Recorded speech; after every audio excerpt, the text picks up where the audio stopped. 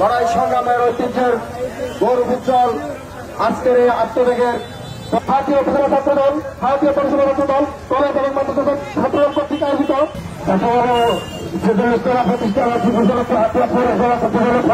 সবাইকে হাতিয়া উপজেলা ছাত্র দলের পক্ষ থেকে সংগ্রামী শুভেচ্ছা জানিয়ে আজকের এই সমাপনী বক্তব্য এখানে শেষ করছে।